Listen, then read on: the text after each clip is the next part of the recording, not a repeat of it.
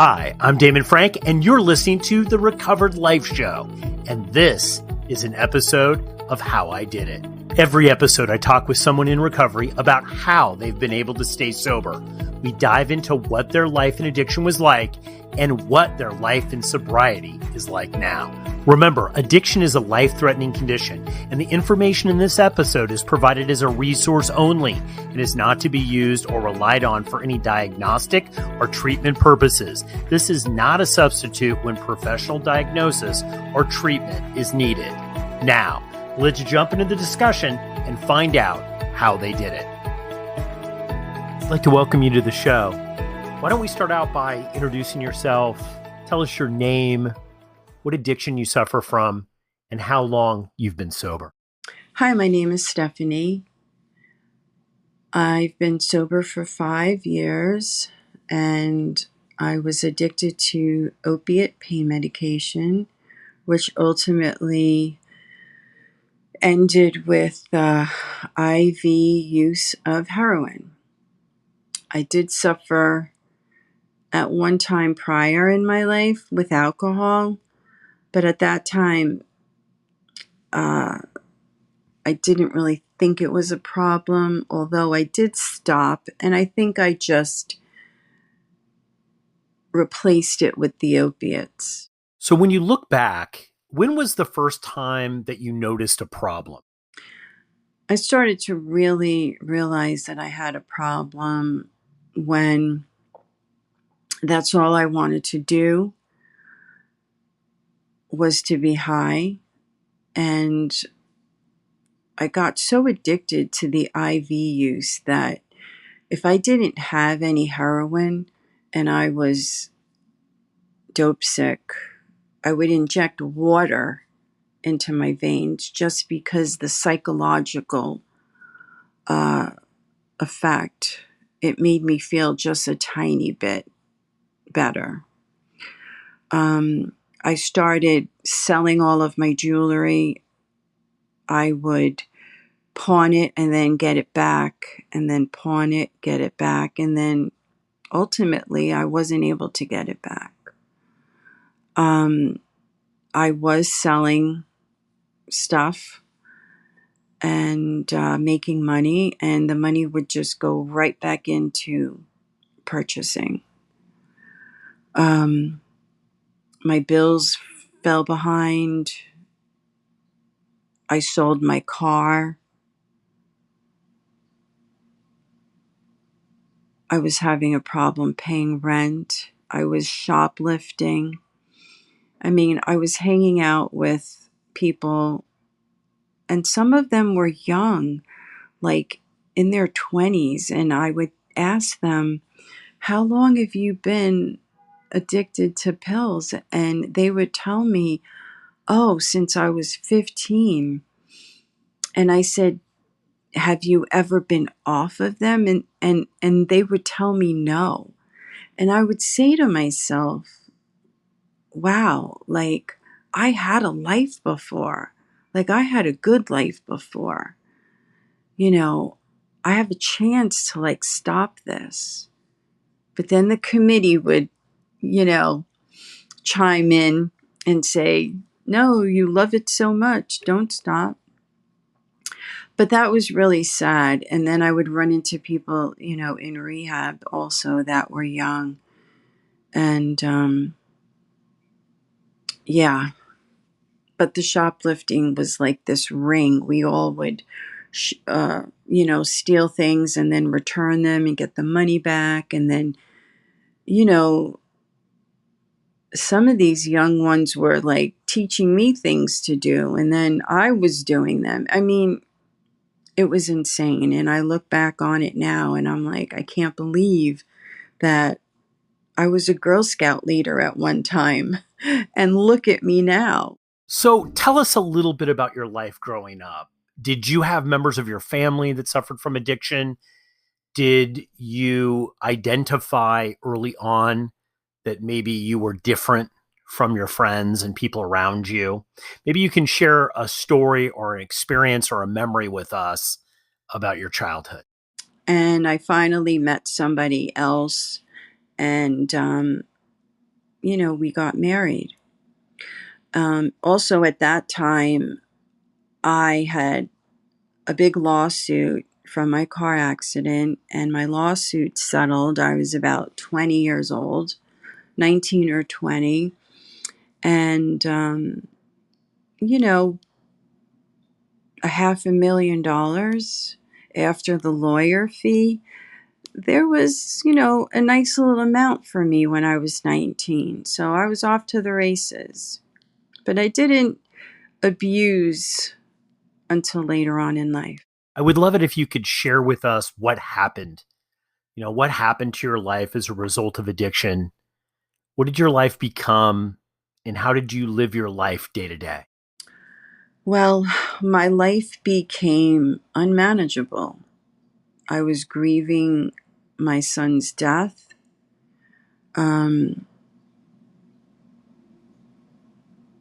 I found him in his room. He was inhaling nitrous oxide. And that was the end for me. I never had a problem with drugs with my son. And his friends told me that he wasn't a drug abuser. They had done these inhaling tanks at the music festivals, and he had only done it a couple of times, and he obviously liked to do it. I didn't know this, although I did see it in my car once, and he had told me that he sells them online because people, or he sells them to his friends because they use them on the cars to make the cars go faster. And I had said to him, I hope that you're not inhaling this. And he said, no, Mom, what are you crazy? Like, I remember that. He said, what are you crazy? He goes, no. He goes, my friends buy them for their cars. So I believed him because, he was always a good kid. I never had a problem. So from that day forward, I was already on pain medication, but I wasn't abusing it. But I started abusing it after his death.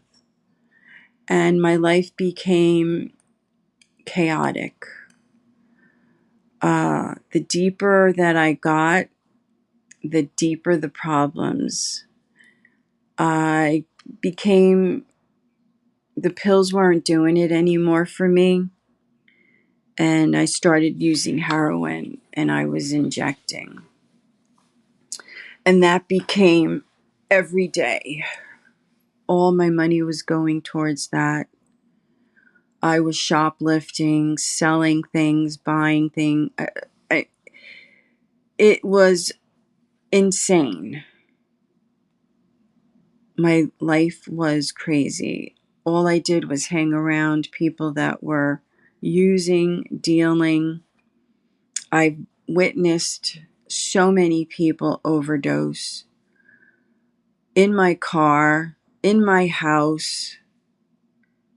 That was so traumatizing for me because I never saw that. I remember hanging out in drug dealer homes. I mean, I used to be a cookie mom with the Girl Scouts. And here I am in trap houses. It was insane. Ultimately, my rents weren't getting paid. I had to have help paying my rent. All my money went to drugs. My mom, rest in peace, she was always there for me. I mean, you could say codependent, but we lived together, so it wasn't like she could tell me to leave or I could tell her to leave. I couldn't do that. But yeah, my life became chaotic. I eventually sold all of my jewelry, anything that was of value. And my day-to-day life was waking up, getting high, shoplifting if I didn't have any money. I also was with a boyfriend that also we both used together. So we had a very codependent relationship that was also very toxic. And basically, we were hustling for money. If my money ran out, we used his money. And when his money ran out, I would go shoplifting. So let's go back to your bottom with addiction. What was going through your head the day that you decided to get sober? Did you make a decision? Was it challenging? Tell us what you were feeling and why ultimately you made that decision to try to get sober. Well, after 10 years of this lifestyle, 6 of those 10 years was really bad. Things were starting to get really bad. I was probably becoming dope sick more in a month than using. I never left the house only to do, things to get money. I had the dealer come to my house every day. So I really didn't have to leave. And it wasn't working anymore.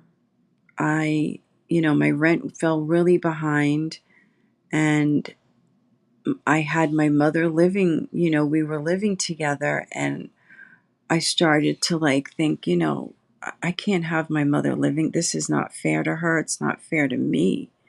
And I was feeling that for a long time, probably about 8 months before I got clean.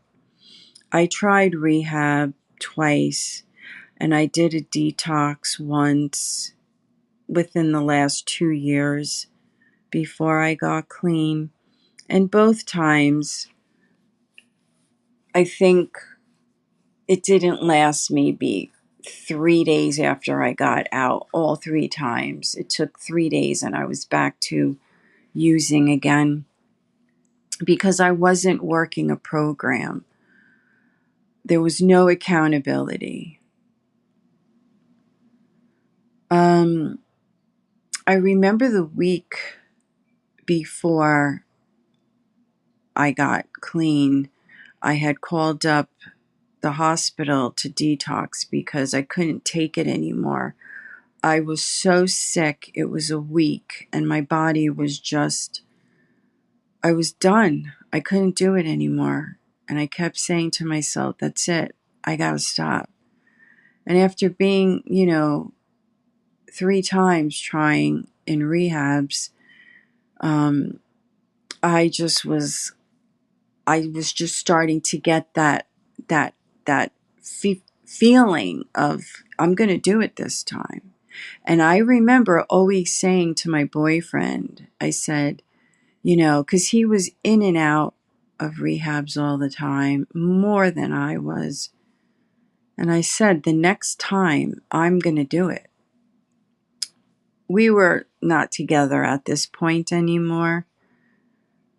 I think he had left and gone to rehab.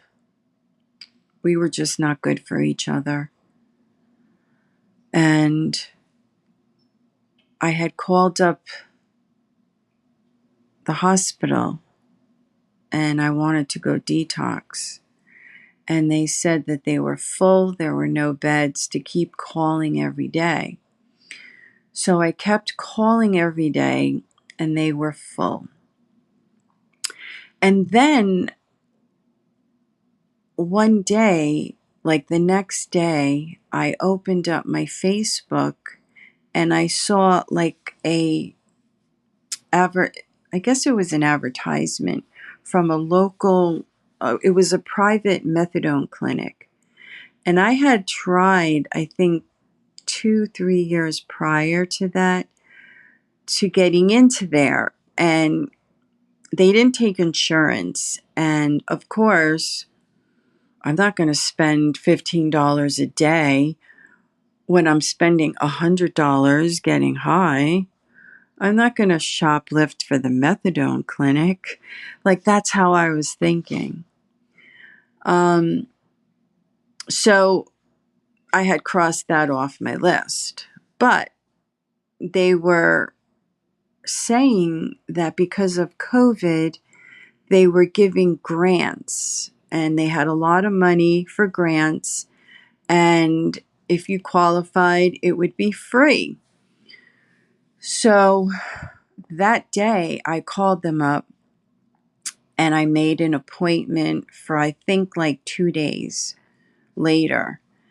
And I made a plan in my head. I said, I'm going to call the hospital tomorrow.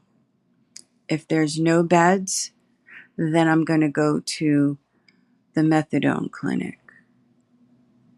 If they have a bed, I'll go to the detox. So I had these two things. Those were my options. I didn't have anybody help me. I was on my own making these decisions. So I went on the bus because I didn't have a car at this point, and I went to the hospital. And it was so ironic that the methadone clinic was right up the street from the hospital. So I went into the hospital and they said, there's no beds. So I took the bus, went right to the methadone clinic, and I started methadone. And I was I was scared the first day because I've been in withdrawals for like a week.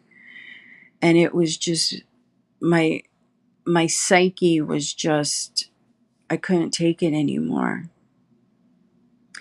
And what brought me to that also was I had called up my dealer and he had said, I had asked him, I said, please listen, I have no money, but you know that I'm good for it. You know, please, can you spot me something? He's like, yeah, okay. Because prior to that, he said no, he couldn't. And I was so annoyed because I was giving this man so much business and so much money. And I was like, how dare you not spot me? You've been doing it for like 7 years. So he came to my house and I was like, oh, thank God, I'm going to be able to feel better. And he gave me bunk. It was pure like garbage. It did nothing for me. So after that, I was like, this SOB, how dare he do that to me? I was so upset and so angry. You know, he's pulling up in a brand new Mercedes. I have no car. I'm giving this man all of my money. My fault, of course. And I'm like, that's it. This is done. No more. And that's when I said, I'm going to make these two choices. And whichever one works, that's what I'm going to do. After you decided to get sober, what did you do? What actions did you take? You know, I'd love it if you could discuss your first month of sobriety. What worked for you? What didn't? Well, the first day at the clinic, I spoke to the doctor. I was there for like 3 hours. And I felt so good when I was sitting there talking to the doctor. And he treated me with the utmost respect. And it made me feel good because I always felt like a piece of shit. And he explained to me the program, how it works. So that day, he started me on, I believe, 25 milligrams. And for the next 3 months, I was going every day. But the first 2 weeks, I think, were ultimately, it was my body adjusting to it. It definitely made things so much better. And after about 2 weeks, and I was going every single day, I was getting on the bus at 5 in the morning because you had to be there between 5 and 11. I was getting on the bus at 5 in the morning. It was still dark, and I was living in Florida at this time. Taking the bus. I had to take two buses to get there. So it took me about 45 minutes. And I would meet other people that were going there too on the bus. And I would say after 2 weeks of going every day, I started to really feel clear. The sky looked blue. The trees were green.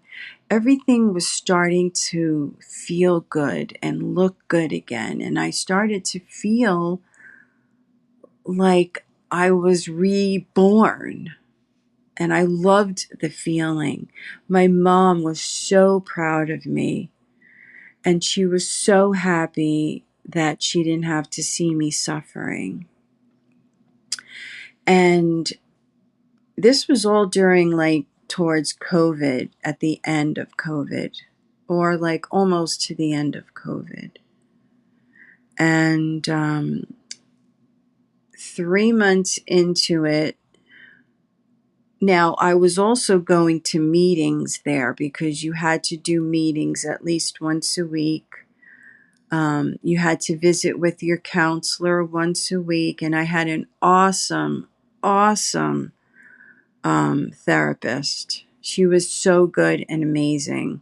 She had a private practice on the side, and she was also working at the clinic full time. And I really owe a lot to her because she really made me feel so good about myself. And she would always tell me, Stephanie, you're doing so good. You're really doing good. I'm so proud of you. And just those words alone were so encouraging. And she really built my self-esteem back up because I really felt like a piece of shit. And at 3 months being in the clinic, she said to me, she goes, I have something for you. I said, okay. She says, how would you like just coming here once a month? I'm like, are you kidding me? She says, no. She says, your urines are always perfect. You never have a dirty urine. You come to every meeting. Every time I've asked you to come see me, you have. She says, you're like the models. She says, you're my model student. And I started to cry. And I started going once a month. And that basically is what I did at that moment. And then 2 years after of being sober, my mom, I had to call the ambulance on her, and she ultimately went to the hospital, and she never left the hospital. She passed away, and I stayed sober through that. And I know she was worried for me. She told the nurse, I'm worried about my daughter. So it was very bittersweet.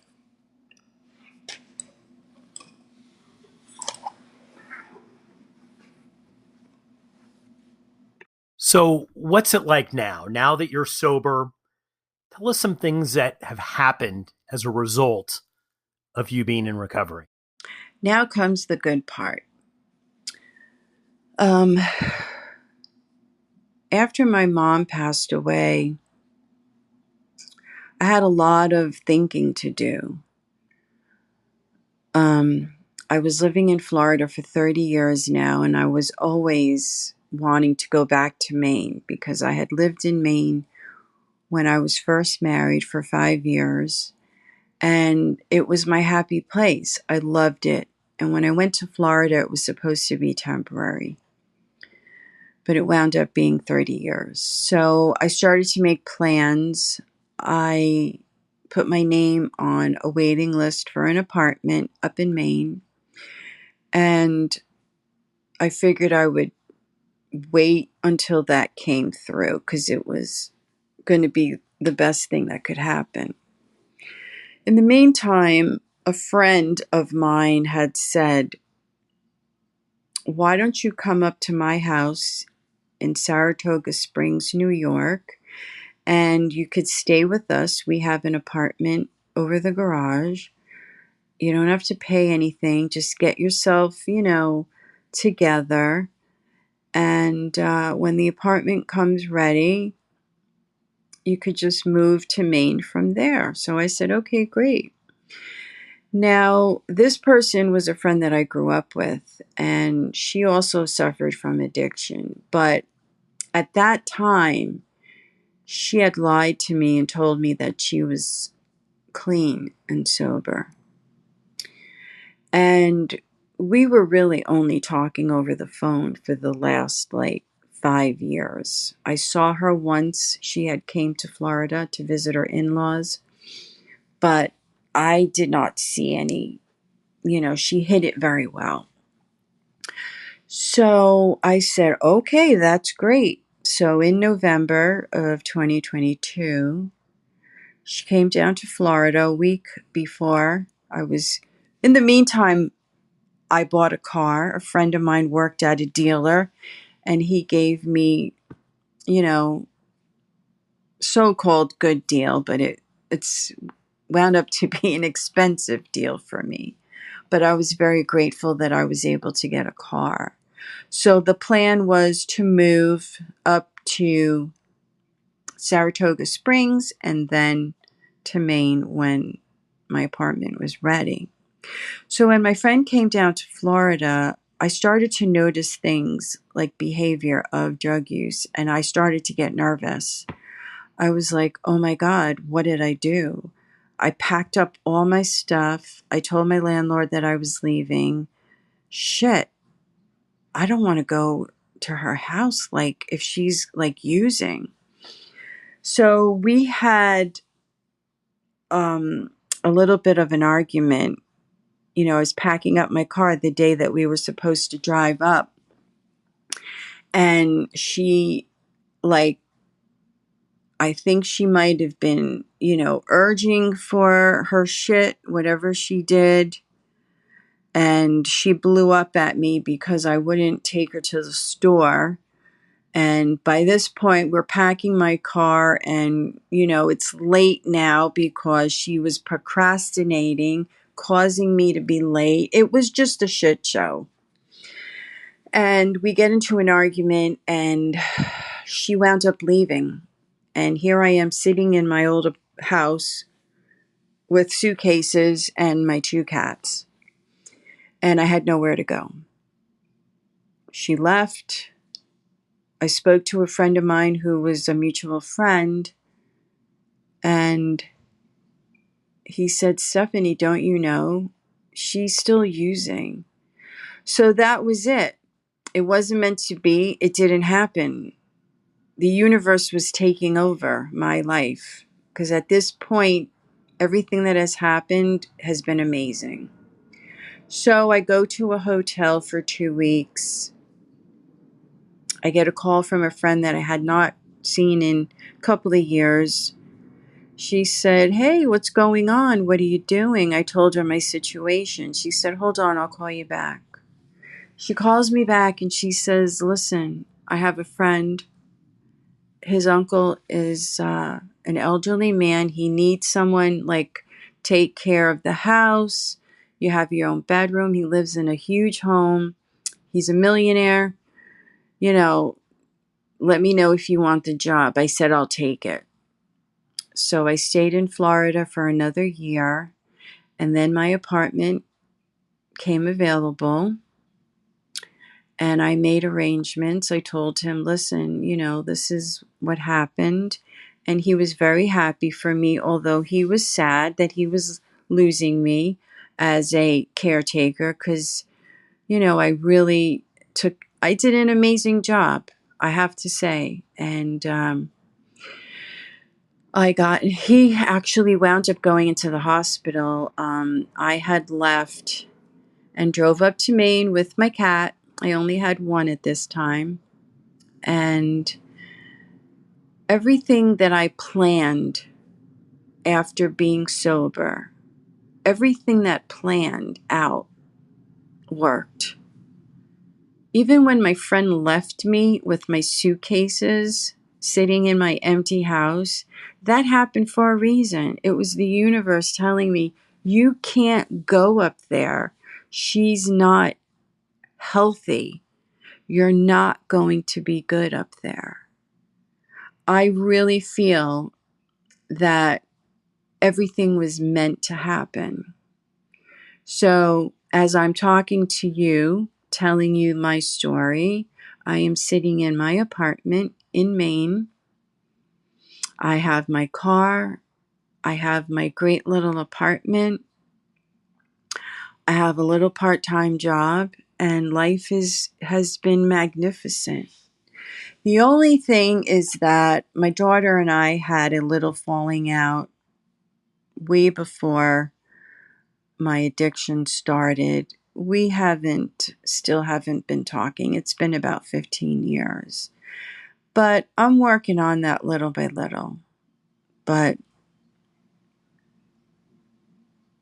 I'm still on methadone, but I've been tapering for the last 2 years. I started from 100 milligrams. I'm down to 10 milligrams. And if it wasn't for the methadone program for me, I don't think I would have been able to do this. You know, I suffer from PTSD. I have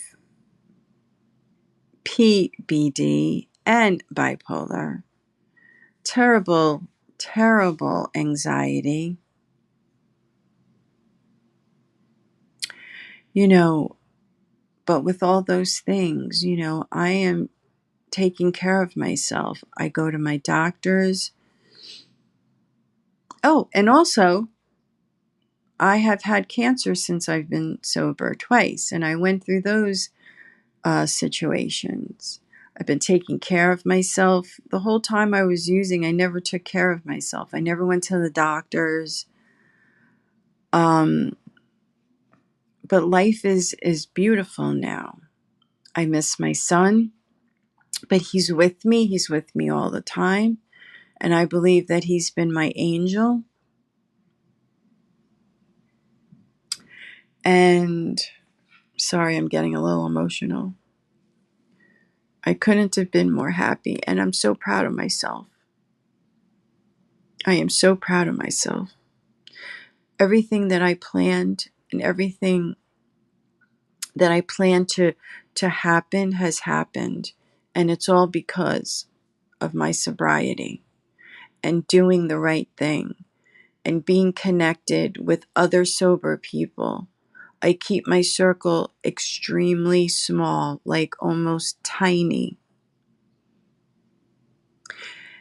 And even friends that I've had for years that are gaslighting, I don't really socialize with them because I have I have seen so much behavior and learned about so many things since I've been sober. I really feel that I know who I am.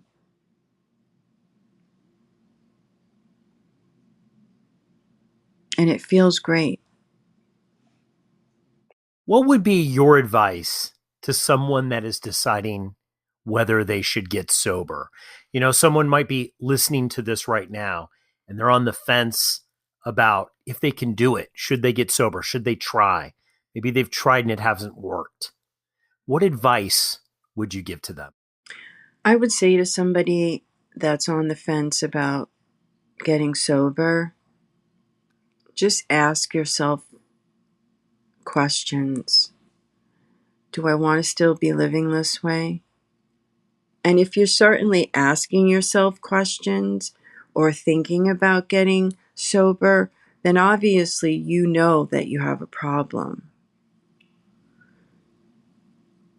If you want to get back to a healthier you, then the only way to get to that point is to get sober, to be clean and sober, off drugs, off alcohol, whatever your drug of choice is. But make that decision. Don't think about the obstacles, because it will only keep you running like in a hamster wheel. I did that to myself for a long time. What about this? What about that? You need to get yourself better. You need to save your life, because that's what it's about. It's saving your life. And I promise you, you won't regret it. The feeling that you will have when you look back will be so joyful. You will be so proud of yourself, because I know you can do it. You just have to do the work and make that decision. Make that decision. Jump in and just do it. Save your life. Hey, if you like this episode, think about supporting us by becoming a Recovered Life Plus member. At Recovered Life TV, we're not just delivering premium recovery resources, we're empowering you with the knowledge and tools that make a real difference in the quality of your recovery. By subscribing, you gain access to ad-free content, expert insights, exclusive video and audio segments, special projects, plus so much more, all while supporting our mission to spread the recovery message far and wide. Whether you're seeking to deepen your understanding or stay updated on the latest addiction and mental health recovery trends, Recovered Life Plus is for you. Subscribe now and start living your best recovered life. Just go to recoveredlife.tv and become a Plus member today.